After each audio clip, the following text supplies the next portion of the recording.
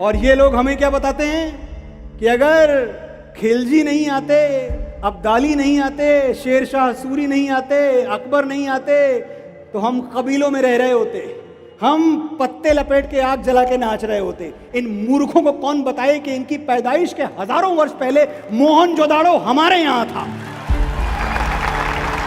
अजंता हमारे यहाँ, एलोरा हमारे यहाँ, कोणार्क हमारे यहाँ, और तुमने स्ट्रक्चर बनाना हमको सिखाया। तुम अपने समरकंद और फरगाना में टॉयलेट नहीं बनवा पाए, हमारे यहाँ ताजमहल बनवाने आए थे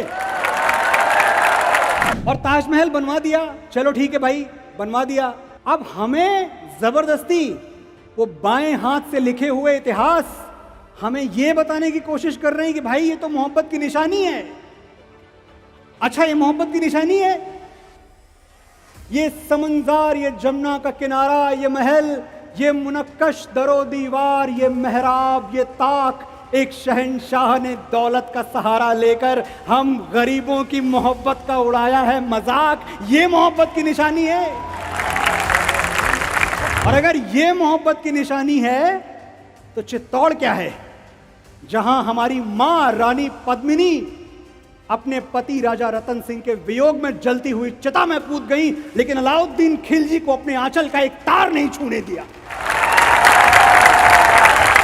प्रेम की निशानी चाहिए, प्रेम की निशानी जानना है, वो पुल देखिए जो हमारे भगवान श्री राम ने अपनी प्राण प्रिया पत्नी सीता को रावण के चंगुल से छुड़ाने के लिए समंदर के सीने पे बांध दिया, वो है प्रेम की निशानी। ये हमें कहते हैं कि भाई हम आए तो हमने ये जो बड़े बड़े आर्किटेक्चरल जो स्ट्रक्चर्स बनवा दिए, डिजाइनें बनवा दी, लाल किला बनवा दिया, ये बनवा दिया, वो बनवा दिया, कुछ कहीं से चीख हुई। वैसे ये चीख कहीं से हो भी रही होगी, ये बात भी सही है।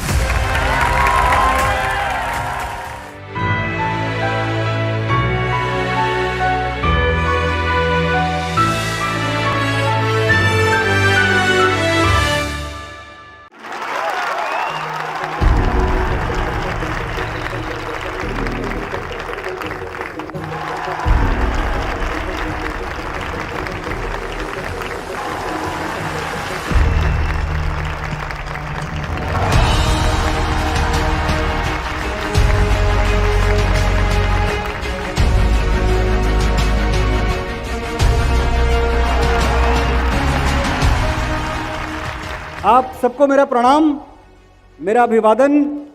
जय श्री महाकाल, जय जय श्री महाकाल। अपने नगर का उत्सव किस धूमधाम और किस गर्व के साथ मनाया जाता है, ये कोई उज्जैन वासियों से सीखे। हमारे उपनिषदों में सुनने की परंपरा है, अहंकार शून्य होके मुझे कितना आता है, मुझे कितना पता है, ये भूल के जो वक्ता है, जो सामने बोल रहा है, मैं उसको सुनूंगा, ये परंपरा उपनिषदों से आती है साथियों। उपनिषद का अर्थ यहां बैठा हर कोई जानता होगा। उप का मतलब होता है समीप, पास, नजदीक, करीब, और निषद का मतलब होता है बैठना, पास बैठकर, करीब बैठकर सुनना। यही तो उपनिषद है, यही हमारी परंपरा है। और आज ये मेरा विश्वास है कि जब मैं यहां बोल रहा हूं बाबा महाकाल की नगरी से, तो पूरा विश्व मुझे सुन रहा है। ऐसे सामने जो लोग हैं वो सुन रहे हैं, लाइव फीड जाएगा, डिजिटली सुनेंगे, पूरी दुनिया सुनेगी। और मैं पूरी दुनिया को अपना परिचय देना चाहता हूं, आपका परिचय देना चाहता हूं। मैं कहना चाहता हूं पूरी दुनिया से कि देखो हमारी ओर, पहचानो हमें, हम वही हैं जो बाण भेद के धरती से धारा निकाल दिया करते थे। एक उंगली पे गोवर्धन उठा लिया करते थे। हम ही थे वो दिलेर जो चक्रव्यूह में वापस लौटने की विद्या सीखे बगैर गए, और वो भी हम ही थे जिनके फेंके हुए पत्थर पानी में तैर गए।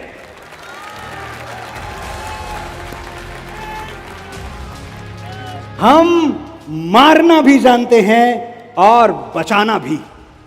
हमने दुश्मन के लिए फाइटर जेट्स बनाए, संगीन बनाई, और जब जिंदगी की सांस टूटने लगी तो हम ही ने वैक्सीन बनाई।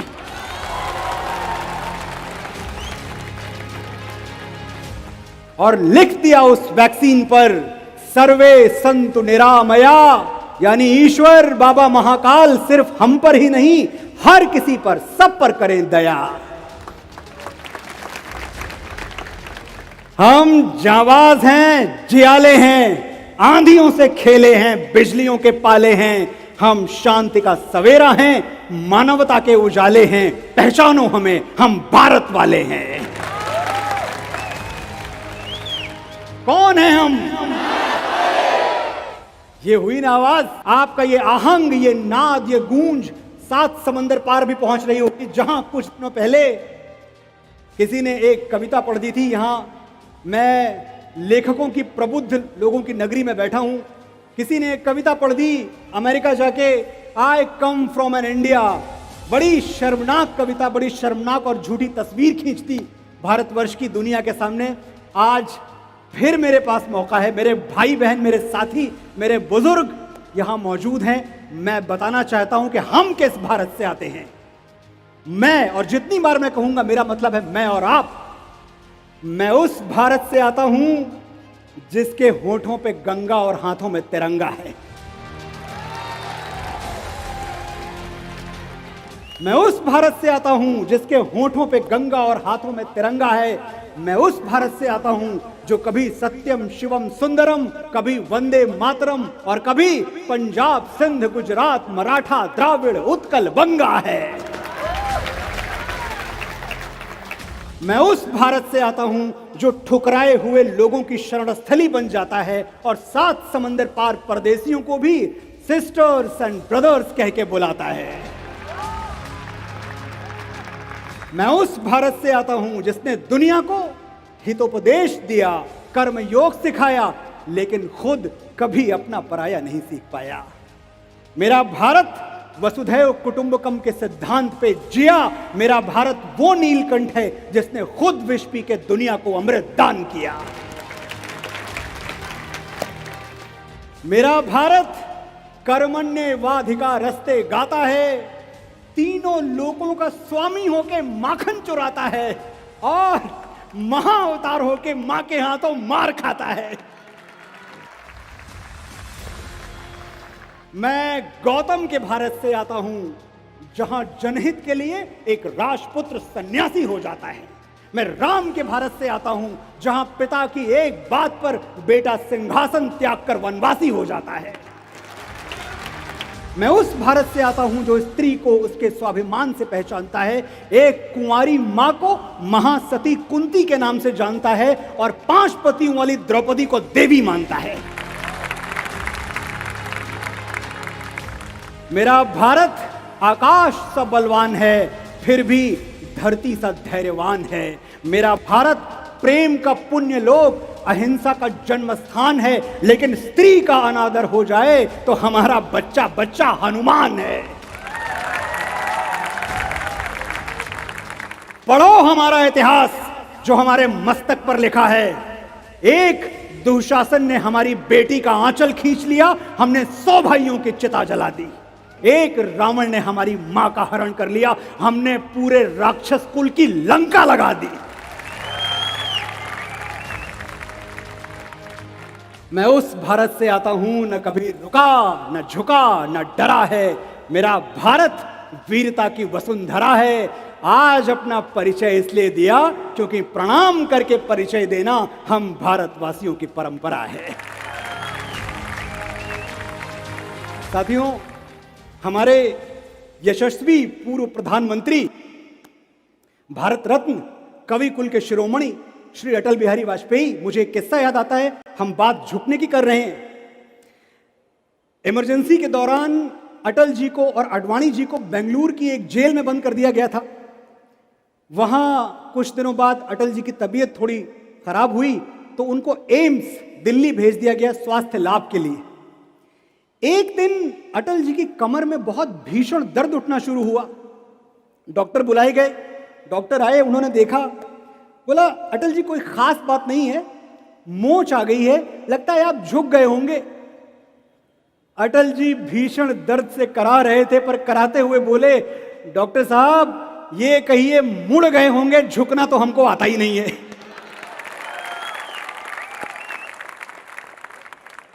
और ये बात सच है साथियों, हम झुकते तो नहीं हैं।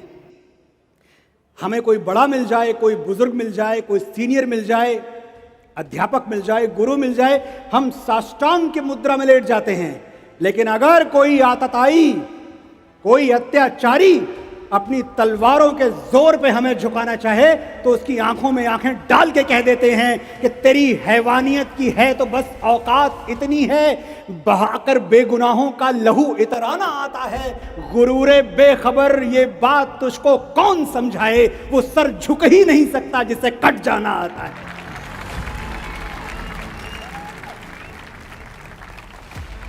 तो ये बिल्कुल सही है कि झुकना तो हमको आता ही नहीं है, ना हमारे अटल जी को आता था, ना उनकी कुल वंश और परंपरा में जन्मे हम जैसे साधारण लोगों को आता है। हम झुकने के लिए हमने 4 स्थान ढूंढ रखे हैं और मुझे लगता है जो मैं बताऊंगा आपके भी 4 स्थान यही है। हम परम पिता परमात्मा के आगे झुकते हैं, हम गुरु के आगे झुकते हैं, हम अपनी माता के आगे झुकते हैं और हम अपने पिता के आगे झुकते हैं। इसके अलावा आप कहीं और झुकते हैं? नहीं झुकते, झुकना भी नहीं चाहिए। मैं यहाँ देख रहा हूँ मेरे बहुत सारे नौजवान साथी हैं, मेरी माताएं बैठी हैं। मुझे एक बात का हमेशा दुख होता है, अपने लिए भी है, अपनों के लिए भी है, अपने साथियों के लिए भी है, कि हम माँ की इज्जत तो बहुत करते हैं, बहुत श्रद्धा से उसको देखते हैं, उसको देवी बना के चलते हैं, सब कुछ करते हैं। लेकिन एक चीज जो हमारी माँ को सबसे ज्यादा चाहिए, मेरी माँ को, आपकी माँ को, वो उसे कभी नहीं दे पाते, और वो है समय। कितनी देर बैठते हैं अपनी माँ के साथ आप रोज दिन में? मैं जानना चाहता हूं और मैं चाहता हूं उस पर कोई ताली ना बजे। ये आत्म मंथन का प्रश्न है। अगर मैं ये जोत आपके दिल में जला के चला गया तो मैं समझूंगा मेरा जन्म सफल है, मेरा यहां आना धन्य हुआ। हम नहीं बैठते अपनी माँ के पास क्योंकि हम बहुत बिजी हैं, बहुत काम है हमारे पास, बहुत सारा हमने व्यापार फैला रखा है, हमने काम धंधा फैला रखा है, लिखना है, पढ़ना है, बहुत मसरूफ हो तुम, जानता हूं। घर, दफ्तर, कारोबार और सबसे फुर्सत मिली तो दोस्त यार।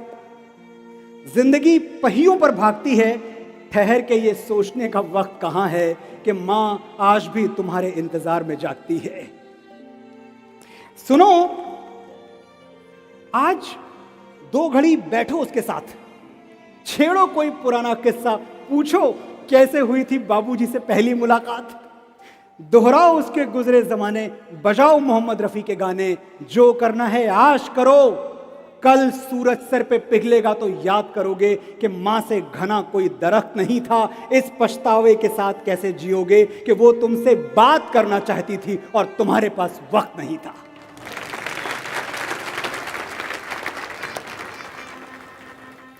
साथियों, हमारे पास किसके लिए वक्त नहीं है?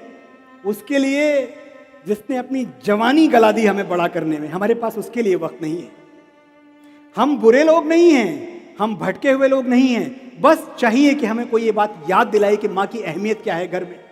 और जब मैं कहता हूं कि माँ से ज्यादा प्यार दुनिया में कोई कर नहीं सकता, तो मैं ये भावनाओं के आधार पे नहीं कह रहा, ये मैं जज्बात के आधार पे नहीं कह रहा, ये मैं किसी किताब में पढ़ के नहीं बोल रहा, मैं डेटा और नंबर्स पे बात कर रहा हूं।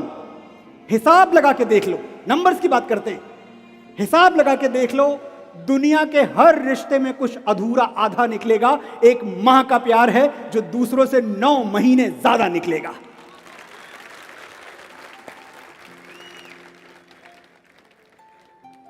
और वही मां अक्सर हमें नजर नहीं आती, और उसका भी एक रीजन है। जो हर वक्त आसपास रहता है वो अक्सर नजर नहीं आता। मां के साथ यही होता है, पता नहीं कब घर के किसी कोने में खो जाती है, वो इतना दिखती है कि दिखना बंद हो जाती है। तुमने आखिरी बार उसे आंख भर के कब देखा था? कब उसकी साड़ी या सूट की तारीफ की? कब उसकी चूड़ियों का रंग नोटिस किया? कब उसकी नेल पॉलिश पर अपनी राय दी? आखिरी बार कब कहा था, मां जच रही हो, बहुत सुंदर लग रही हो? तुम क्या सोचते हो, उसे सिर्फ तुम्हारा कमरा सजाना और तुम्हारा स्वेटर बुनना अच्छा लगता है? मां भी कभी लड़की थी दोस्त, और दुनिया की हर लड़की की तरह उसे भी तारीफ सुनना अच्छा लगता है। अभी देर नहीं हुई है, जाओ और तुम्हारी मां से खूबसूरत दुनिया की कोई लड़की हो नहीं सकती, ये सच उसे आज और अभी बताओ। और जब आप जाएं अपनी मां को ये सच बताने, तो उसको भी प्रणाम कर लीजिएगा, जिसके बलिदान, जिसकी कुर्बानियों को लिखने के लिए इतिहासों को स्याही नहीं मिली। हमारे देश में पिताओं के लिए कुछ लिखा नहीं गया, कभी उनका अभिनंदन नहीं किया गया। यही उज्जैन, हमारे महनीय कवि श्री ओम व्यास जी यहां हुआ करते थे। मुझे याद है एक बार मैं टेलीविजन पे उनको सुन रहा था और उन्होंने एक बात कही जिसने मुझे महीनों तक रुलाया है। ओम व्यास जी ने कहा कि जब पिता होता है, जब पिता का साया सर पे होता है, तो लगता है ये बाजार के जितने खिलौने हैं ना, ये सब हमारे हैं, जब चाहेंगे जहां से चाहेंगे खरीद लेंगे। पिता की जेब में मुद्रा कितनी है, पैसा कितना है, फर्क नहीं पड़ता। हर बाप अपने बेटे का हीरो होता है, लेकिन क्या हमने अपने हीरो को सेलिब्रेट किया? मैं एक निजी अनुभव बताता हूं। मैं डरता नहीं। मेरे पिताजी की उम्र 84 वर्ष है, 84 वर्ष है, जपल हो चुके हैं, वृद्ध हो चुके हैं। उनके बगल बैठता हूं तो मुझे लगता है अब दुनिया में मेरा कोई कुछ बिगाड़ नहीं सकता, मेरा बाप मेरे बगल में बैठा हुआ है।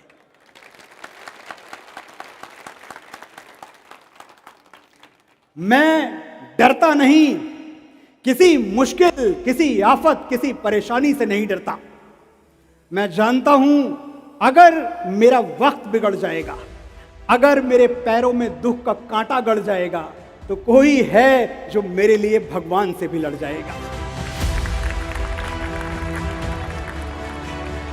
जब तक वो झुर्रियों भरे हाथ मेरे सर पे हैं, मेरा गुरूर जिंदा है, मेरा रुआब जिंदा है। कयामत भी आ जाए तो मेरा क्या बिगाड़ेगी, अभी मेरा बाप जिंदा है।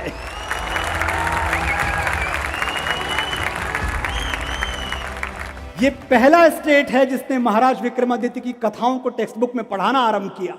ये पहला स्टेट है जो इस बात के लिए कटिबद्ध है कि उच्च शिक्षा में, यूनिवर्सिटीज में भगवान श्री राम की कथाएं पढ़ाई जाएंगी, उच्च शिक्षा में हमें भगवत गीता का ज्ञान दिया जाएगा। मुझसे भी मंत्री जी कह रहे थे कि हमेशा, चाहे वो अदालत हो या कहीं भी हो, कहते हैं भगवत गीता पे हाथ रख के कसम खाओ, सौगंध खाओ कि जो बोलूंगा सच बोलूंगा। अगर आपने भगवत गीता पढ़ी ही नहीं है, आपको पता ही नहीं इसके अंदर क्या लिखा हुआ है, तो कौन सी सौगंध और कौन सी कसम खा रहे हैं आप? जरूरी है आपका इतिहास पढ़ना, जरूरी है अपने सही नायक चुनना और उनको पहचानना, क्योंकि हमें गलत नायक देने की कोशिश तो सदियों से होती आ रही है। आप सब जानते हैं, ऐसा कुछ नहीं कि मैं बताऊंगा तब आप जानेंगे। यही जहां मैं इस वक्त खड़ा हूं, 800 साल पहले इल्तुतमिश नाम के एक डकैत ने, जो खुद को बादशाह कहता था, हमारे महाकाल का मंदिर तोड़ दिया था। आप जानते हैं, कोई नई बात नहीं बता रहा हूं मैं आपको। एक लोहे का स्तंभ हुआ करता था यहां, मैंने सुना है, और मैंने कुतुब मीनार के बगल में वो स्तंभ देखा भी है। महाराजा आदि विक्रमादित्य का बनवाया हुआ लोहे का स्तंभ, अल्लाह अकबर बोल के सब लूट ले गए और वो स्तंभ ले जाके कुतुब मीनार के बगल में गाड़ दिया। 800 साल हो चुके हैं। उस स्तंभ ने सर्दी देखी, बारिश देखी, गर्मी देखी, धूप देखी, 1 इंच पर भी जंग नहीं आया। खुले आसमान के तले वो स्तंभ गड़ा हुआ है। इल्तुतमिश की 7 पीढ़ियां, 7 पुश्तें सर पटक के मर गई। वो ये नहीं समझ पाए कि महाराज विक्रमादित्य ने लोहा कौन सा गलवाया था।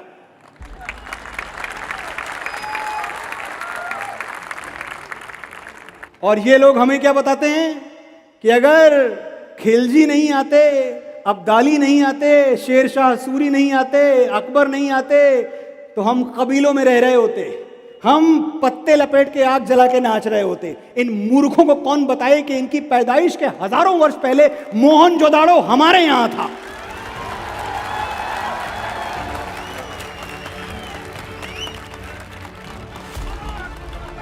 दुनिया की पहली फंक्शनल सिटी जिसमें बाकायदा ड्रेनेज सिस्टम था, जिसमें एग्रीकल्चर था। आज आप एक विकसित जगह पे, एक विकसित शहर में, नगर में जो व्यवस्थाएं देखते हैं, वो सब व्यवस्थाएं 5000 साल पहले हमारे यहां मोहनजोदाड़ो में हुआ करती थी। और ये हमें बताते हैं कि हमने तुम्हें शिल्प दिया, हम ना आते तो तुमको पोइट्री नहीं आती, तुमको कविता नहीं आती। कालिदास हमारे यहां हुए हैं, कविता हमने इनसे सीखी है, बताइए। ये हमें कहते हैं कि भाई हम आए तो हमने ये जो बड़े बड़े आर्किटेक्चरल जो स्ट्रक्चर्स बनवा दिए, डिजाइनें बनवा दी, लाल किला बनवा दिया, ये बनवा दिया, वो बनवा दिया, कुछ कहीं से चीख हुई। वैसे ये चीख कहीं से हो भी रही होगी, ये बात भी सही है।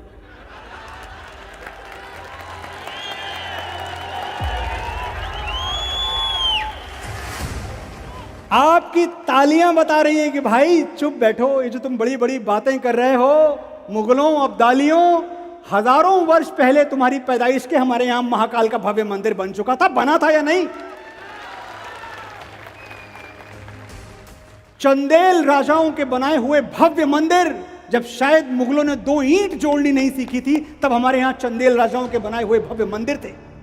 अजंता हमारे यहां, एलोरा हमारे यहां, कोणार्क हमारे यहां, और तुमने स्ट्रक्चर बनाना हमको सिखाया। तुम अपने समरकंद और फरगाना में टॉयलेट नहीं बनवा पाए, हमारे यहां ताजमहल बनवाने आए थे।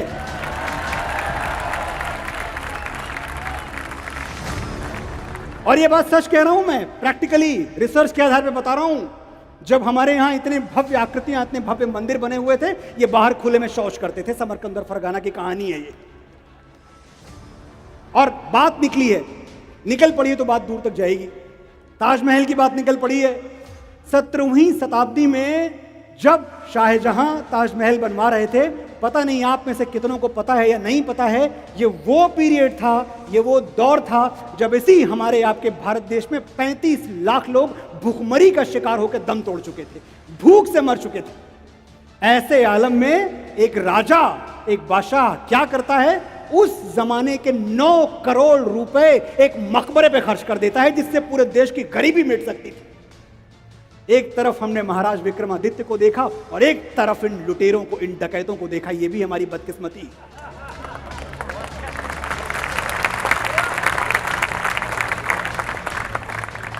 और ताजमहल बनवा दिया, चलो ठीक है भाई, बनवा दिया। अब हमें जबरदस्ती वो बाएं हाथ से लिखे हुए इतिहास हमें यह बताने की कोशिश कर रहे हैं कि भाई ये तो मोहब्बत की निशानी है। अच्छा, ये मोहब्बत की निशानी है?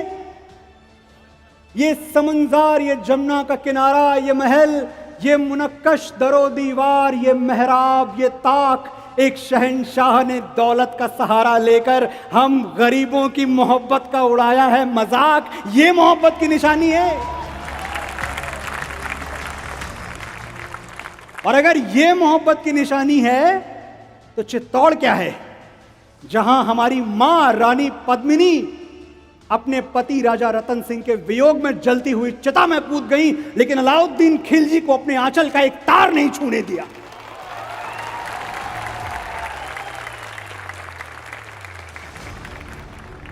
प्रेम की निशानी चाहिए, प्रेम की निशानी जानना है, वो पुल देखिए जो हमारे भगवान श्री राम ने अपनी प्राण प्रिया पत्नी सीता को रावण के चंगुल से छुड़ाने के लिए समंदर के सीने पे बांध दिया, वो है प्रेम की निशानी। हमें आप दिखाते हैं जोधा अकबर, हमें आप दिखाते हैं सलीम अनारकली। अरे छोड़िए मोहब्बत की झूठी कहानी पे रोना, बहुत सारी सच्ची कहानियां हैं हमारे पास। इस भरम को तोड़ने का समय आ गया है। आपके नायक, आपके नितांत निजी नायक आपके अपने पास हैं। आपको मांगे तांगे का नायक नहीं चाहिए, आपको उधार के हीरोज नहीं चाहिए, आपको उधार की कहानियां नहीं चाहिए और झूठी कहानियां आपको नहीं चाहिए। प्रेम सीखना है, सीखिए भगवान राम से। दुनिया के सबसे बड़े असुर से, जिसने ग्रहों नक्षत्रों को कैद कर रखा था, उससे जाके भिड़ गए अपनी पत्नी को छुड़ाने के लिए भालुओं बंदरों की सेना लेके। क्या था उनके पास? इसे कहते हैं प्रेम। ये हुई मर्दानगी। विश्वास सीखना है, मां सीता से सीखिए। वही अशोक वाटिका जहां रावण उन्हें यातनाओं पर यातनाएं दे रहा था। कम्युनिकेशन नहीं था मां सीता और राम के बीच में, पता नहीं था कि भगवान राम चल चुके हैं, आ रहे हैं या कभी नहीं आएंगे, कुछ नहीं पता था। और रावण हर दिन आके कहता, देखो मेरी ओर, मैं रावण हूं, मैंने ग्रहों नक्षत्रों को कैद कर लिया है, मैंने देवराज इंद्र को हरा दिया है। सीता, तुम्हें मेरी कैद से छुड़ाने वाला इस ब्रह्मांड में कोई नहीं है। सोचिए, मां सीता का विश्वास क्या डगमगाता नहीं होगा? क्योंकि रावण बात तो सही कह रहा था, रावण की बात में कुछ गलत नहीं था, लेकिन मां सीता आंखें मिला के कहती थी, मेरे राम मुझे लेने आएंगे रावण, देखता रह जा।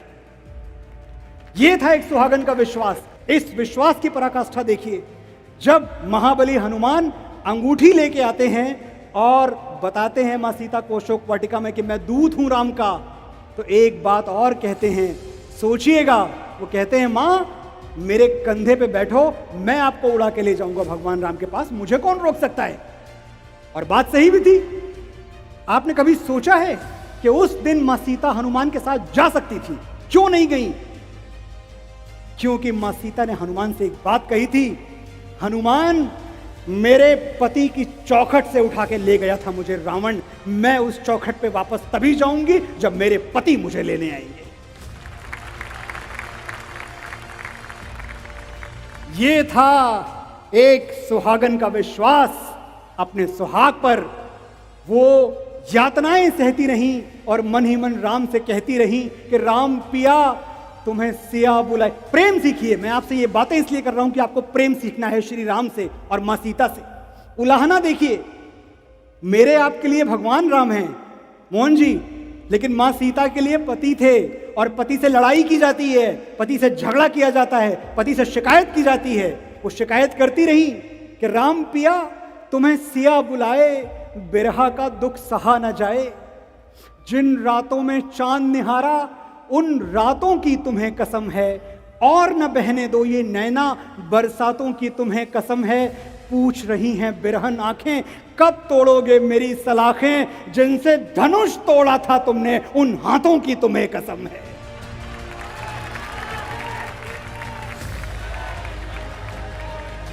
आए गए कितने ही सावन सांवरिया बस तुम ही ना आए, राम पिया तुम्हें सिया बुलाए, बिरहा का दुख सहा न जाए। आंखें मूंदी दरस तुम्हारा, आंखें खोली तुम ही प्रकट थे। आंखें मूंदी दरस तुम्हारा, आंखें खोली तुम ही प्रकट थे। धागे भर की दूरी नहीं थी, हम दोनों तो इतने निकट थे। मेरी सूरत देखे बिना जो पल दो पल भी तुमको बीते, व्याकुल होके तुम कहते थे सीते सीते कहाँ हो सीते। कैसे दिलासा दूं मैं मन को, कौन सी भाषा में समझाऊं। लक्ष्मण रेखा लांग गई थी, विधि की रेखा लांग न पाऊं। मेरे तुम्हारे बीच में रघुबर इतने पर्वत कहाँ से आए। राम पिया तुम्हें सिया बुलाए, बिरहा का दुख सहा न जाए। मुझे ये बताना भी जरूरी है कि जो भगवान राम का प्रेम था वो पराक्रम भरा हुआ प्रेम था। भगवान राम से हमें प्रेम भी सीखना है और पराक्रम भी सीखना है।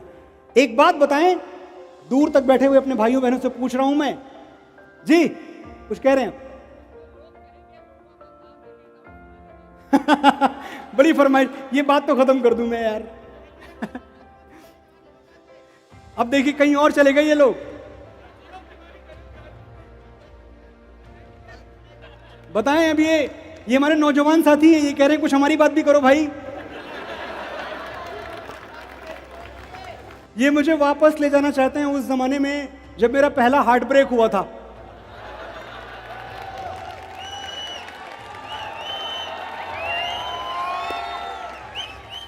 गियर शिफ्ट हो गया है मंत्री जी, मुझे क्षमा करें। अब मैं वहीं चला जाता हूं जहां ये ले जा रहे हैं। अच्छा, मैं ये बात कहते हुए अक्सर शर्म से लाल हो जाता हूं कि जो मेरा पहला हार्ट ब्रेक था वो 12वीं कक्षा में हुआ था।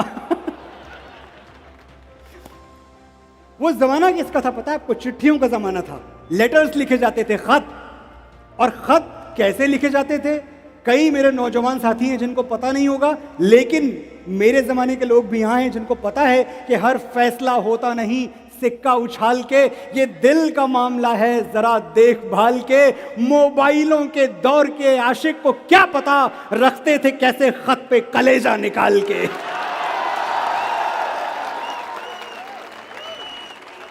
तो साथियों, हुआ यूं कि उस जमाने में मुझे किसी ने कह दिया, किसी ने कह क्या दिया कि मुझसे पूछा गया भाई लाइफ में करोगे क्या 12वीं कक्षा में, जो मेरी उस वक्त गर्लफ्रेंड थी। तो मैंने कहा मैं तो फिल्मों के गाने लिखूंगा, मैं बम्बई जाऊंगा। इस बात पे सब बड़े चिढ़ गए, ऐसा कैसे हो सकता है, फालतू की बात है, डॉक्टर बनो, इंजीनियर बनो, पढ़ने में अच्छे हो। मैंने कहा भाई झूठ तो नहीं बोलूंगा, करना वही है, लिखने गाने ही है, मैं तुम्हें स्वीकार हूं तो हूं, नहीं हूं तो कोई बात नहीं। फिर मुझसे चिट्ठियां मांगी गई कि जो मैंने तुम्हें चिट्ठियां लिखी हैं वो सब लौटा दो। और उस वक्त पहली बार मेरे अंदर का शायर, मेरे अंदर का कवि, मेरे अंदर का प्रेमी, मेरे अंदर का बागी जागा। मुझे क्रोध आया इस बात पे कि मैंने तो तुम पे अपनी जवानी के पता नहीं कितने दिन इन्वेस्ट कर दिए, और तुम्हारा इन्वेस्टमेंट मेरे अंदर क्या है, सिर्फ चिट्ठियां, वही लौटा दूं, काम खत्म। और फिर मैंने उस नज्म की बात जो ये कर रहे हैं कि आंखों की चमक, सारे जितने नौजवान साथी हैं मेरे, आपको इसमें अपनी बात नजर आएगी। मैं चाहता हूं कि आप सुने और अपने आप को ढूंढें जो मैं कह रहा हूं इसमें, कि आंखों की चमक, जीने की लहक, सांसों की रवानी वापस दे, मैं तेरे खत लौटा दूंगा, तू मेरी जवानी वापस दे।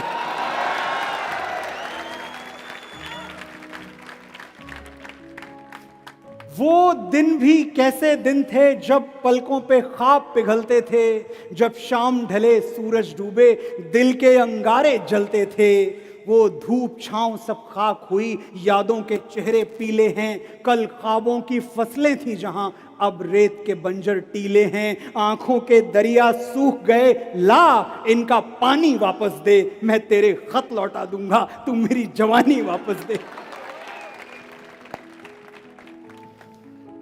दिल धड़के पर आवाज न हो, ये शर्त मुझे मंजूर नहीं। देखो मनोज, किसी को पता ना चल जाए कि मैं तुम्हारी गर्लफ्रेंड थी। दिल धड़के पर आवाज न हो, ये शर्त मुझे मंजूर नहीं, तेरे गम से बगावत कर न सकूं, मैं इतना भी मजबूर नहीं। जब जी चाहा तब प्यार किया, और जब चाहा तब रूठ गए, बस एक अंगूठी लौटा दी और सारे रिश्ते टूट गए। ला मुझको मेरे अरमानों की हर एक निशानी वापस दे, मैं तेरे खत लौटा दूंगा, तू मेरी। मेरे ख्याल से आज के लिए इतना बहुत है। एक आखिरी बात मैं कहना चाहता हूं, उसमें 3-4 मिनट मुझे और जाएगा, वो बोल लेने दो मुझे जी। हाँ, हल्दी घाटी पे 2.5 घंटे जाएंगे, शुरू करूंगा तो। विश्वास मुझे निजवाड़ी का है, राजपूत कुल प्राणी का, वो झुक सकता है वीर नहीं यदि दूध पिया छत्राणी का। महाराणा प्रताप की जय। मैं आपको आखिरी बात जो कह के जा रहा हूं वो ये है कि आप महाराणा प्रताप के वंशज हैं, आप भगवान श्री राम के वंशज हैं, आप कृष्ण के वंशज हैं, आप सरदार भगत सिंह और चंद्रशेखर आजाद के वंशज हैं। आप डरिएगा नहीं। एक माहौल ऐसा बनाया जाएगा जहां आपको बार बार ये कहा जाएगा कि डरो, डरने का समय है, डरने की जरूरत है। आप डरिएगा नहीं, अपनी वंश परंपरा याद रखिएगा, अपनी कुल परंपरा याद रखिएगा कि आप अपने ख्वाबों को मरने मत दीजिए। आपकी प्रतिभा ऐलान कर चुकी है कि आपका कोई कुछ बिगाड़ नहीं सकता। और जो लोग ये माहौल बनाते हैं, मैं उसी इंडस्ट्री से हूं और मैं जानता हूं कि वहीं लौट के जाना है, और मैं ये भी जानता हूं कि ये वीडियो आने के बाद मुझसे कई सवाल किए जाएंगे, लेकिन मैं बाबा महाकाल की नगरी में खड़ा हूं, डरना झुकना मुझे नहीं आता, जो कहना है कहूंगा मैं। ये जो बड़े लोग हैं, सो कॉल्ड तथाकथित बड़े लोग, कुछ परिवार जो मिलकर फिल्म इंडस्ट्री चलाते हैं, इनको डर क्या लगता है जानते हैं? इनको डर ये लगता है कि अगर ये उज्जैन वाले, अगर ये इंदौर वाले, जबलपुर वाले ये गाड़ी पकड़ के बंबई पहुंच गए तो इतना टैलेंट हम संभाल नहीं पाएंगे, हम लोग बेरोजगार हो जाएंगे।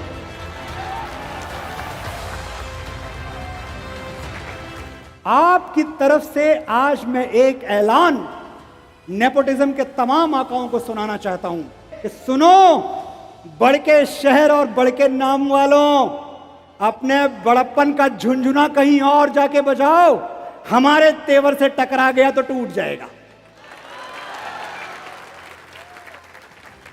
हम बकैती पे आ गए ना बाबू, तो नेपोटिज्म का पसीना छूट जाएगा। हम जानते हैं तुम पावर में हो, तुम्हारे खरीदे हुए जौहरी हमको हीरा नहीं पत्थर कहेंगे, हम फिर भी चमक के रहेंगे। तुमने मसनद पे जो मुंसिफ बिठाए हैं वो हमको अदाकार नहीं मानेंगे, कलाकार नहीं मानेंगे, फनकार नहीं मानेंगे, हम फिर भी हार नहीं मानेंगे। चालू डब्बे में चढ़ के बंबई आएंगे और तुम्हारे हवाई जहाज से डबल ऊंचा उड़ के दिखाएंगे। तुम्हारे हाथ में पावर है, हमारे हाथ में ताकत, दोनों का अंतर समझ लो। पावर वो कुर्सी है जो किसी की सगी नहीं हुई, चाहे कोई जिए या मरे, और ताकत वो बचपन का यार जो यारी में गर्दन कटा दे और उफ तक ना करे। तुम भी यार कमाल हो, शेर के बच्चे को चाबुक दिखाते हो, हमको सरनेम से डराते हो। जब छोटे लाल मास्टर डा से डर पढ़ा रहे थे, हम पेड़ की पुलगी पे चढ़ के आ से अमरूद खा रहे थे। उस क्लास में नहीं बैठे जहां डर का डिक्टेशन बोला गया, वो पानी नहीं पिया जिसमें छोटे बड़े का जहर घोला गया, और बाप के कंधे पे बंदूक रख के तो हमने चिड़िया तक नहीं मारी। बहुत सुन लिया तुमसे, हमारा बाप ये, हमारा बाप वो। आज हम तुमको अपना शजरा दिखाएंगे। गिनो, आज हम अपने बाप दादा परदादा सबके नाम गिनवाएंगे। पहले दद्दा का नाम नोट करो। रणबीर चौकड़ी चेतक वाले बौरा गए तो जिल्ले इलाही का खून ठंडा कर दिए।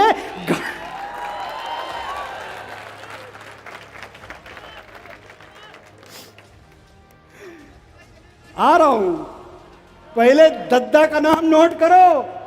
रणबीर चौकड़ी चेतक वाले बौरा गए तो जिल्ले इलाही का खून ठंडा कर दिए। घास की रोटी खा के मुगलिया सल्तनत को डंडा कर दिए।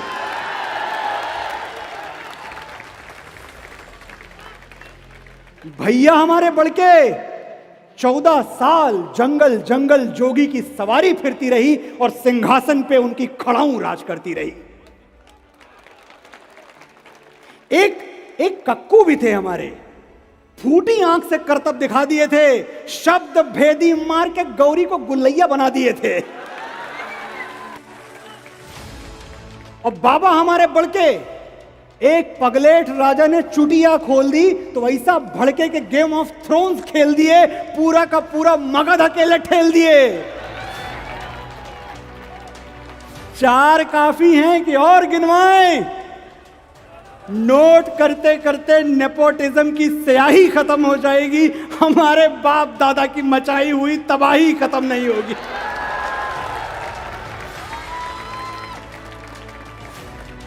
तो बॉटम लाइन बोल दे रहे हैं, नोट कर लो। तुम अपनी खोपड़ी के पीछे वो चमकने वाला गोला लगवा लो, हम फिर भी तुमको अवतार नहीं मानेंगे। तुम्हारे नाम का कलमा नहीं पढ़ेंगे, तुमको परवरदिगार नहीं मानेंगे। तुम वंशवाद की जमीन खोद के हमें गाड़ दोगे, हम बगावत का बीज बन के फूटेंगे, पर तुमसे हार नहीं मानेंगे।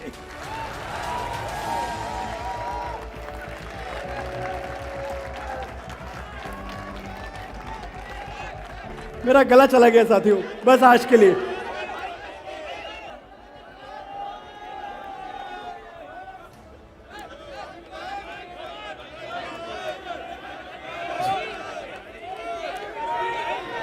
बहुत बहुत उपकार आपका, आप क्षमा कर दें। मुझे लगता है आप सबकी फरमाइशों का एक गोला बना के मैं इस नतीजे पे पहुंचा हूं कि तेरी मिट्टी आपको सुना के, मैं गाऊंगा नहीं, मैं बीपराग नहीं हूं, मनोज मुंतशिर हूं, लिखता हूं मैं, लेकिन मैं आपको पढ़ के सुना देता हूं। मुझे लगता है कि वो बात भी दूर तक पहुंचती है, क्योंकि बलिदान हमारी परंपरा है, हम भगत सिंह के वंशज हैं। और मैं एक बात हमेशा कहता हूं कि जब हम कहते हैं ना, भगत सिंह का नाम लेते हैं, तो बहुत सारे मेरे नौजवान साथियों को लगता होगा कि यार भगत सिंह ने दे दी कुर्बानी, दे दी शहादत, बड़े आदमी थे, हमसे थोड़ी हो पाएगा। कभी पढ़िएगा, एक चरित्र है हमारा, मैं आपको नायक देता हूं नए नए रोज। भगत सिंह को एक नायक के तौर पे पढ़िएगा, आपको पता चलेगा कि 20-25 साल की उम्र में भगत सिंह वैसे ही थे जैसे 20-25 साल में आप थे, कोई अंतर नहीं था। वो भी दोस्तों के साथ ठहाके लगाते थे, महफिलों में बैठते थे, शेर व शायरी करते थे, कविताएं सुनते थे, कविताएं गाते थे। और भगत सिंह के सीने में धड़कता हुआ एक दिल भी था। जब कोई दर्द भरा नगमा सुनते थे, उनके साथी बताते हैं, तो भगत सिंह रोने लगते थे। गली के मोड़ पे लड़कों के एक जमघट में ये किसने दर्द भरी लय में माहिया गाया, मुझे किसी से मोहब्बत नहीं, मगर ए दोस्त ये क्या हुआ कि दिले बेकरार भर आया। ये थे भगत सिंह जो दूसरों के गीत सुन के रोते थे।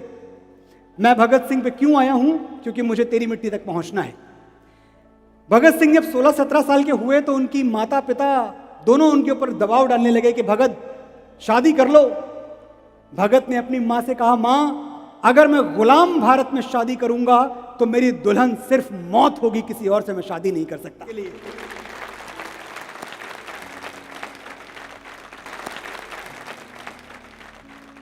और भगत ने किया भी यही, फांसी का फंदा चूम लिया और जाते जाते अपनी मां को बस इतनी सी तसल्ली दे गए कि तू न रो मां, कि तू है भगत सिंह की मां, मर के भी लाल तेरा मरेगा नहीं, घोड़ी चढ़ के तो लाते हैं दुल्हन सभी, हंस के हर कोई फांसी चढ़ेगा नहीं।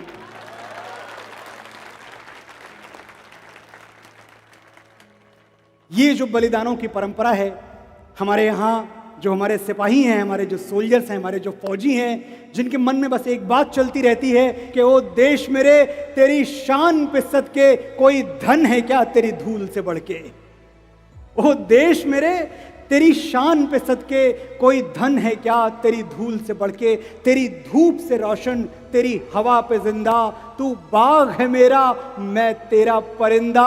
ये अर्ज है दीवाने की जहां भोर सुहानी देखी, एक रोज वहीं मेरी शाम हो, कभी याद करे जो जमाना माटी पे मर मिट जाना, तो जिक्र में शामिल मेरा नाम हो। साथियों, जब मैंने इस फिल्म का ये गीत केसरी का जब मुझे लिखने के लिए बुलाया गया और मैंने वो पूरा मंजर देखा, कैसे हमारे 21 जांबाज सिख सिपाही शहीद हो चुके थे, बलिदान हो चुके थे, तो मैं बस एक बात सोचने लगा कि आखिर भारत माँ का एक सिपाही आखिरी वक्तों में सोचता क्या है।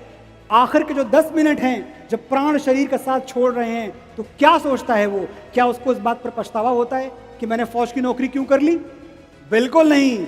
वो मुस्करा रहा होता है, वो ये सोच रहा होता है कि आखिर इस दुनिया में कितने लोगों को ये शरफ हासिल होता है कि वो अपनी मातृभूमि के लिए प्राण न्यौछावर करें। मरता तो हर कोई है। तलवारों पे सर वार दिए, अंगारों में जिस्म जलाया है, तब जाके कहीं हमने सर पे ये केसरी रंग सजाया है। ऐ मेरी जमी अफसोस नहीं जो तेरे लिए 100 दर्द सहे, महफूज रहे तेरी आन सदा, चाहे जान मेरी ये रहे ना रहे। तेरी मिट्टी में मिल जावा, गुल बन के मैं खिल जावा, इतनी सी है दिल की आरज़ू, तेरी नदियों में बह जावा, तेरे खेतों में लहरावा, इतनी सी है दिल की आरज़ू।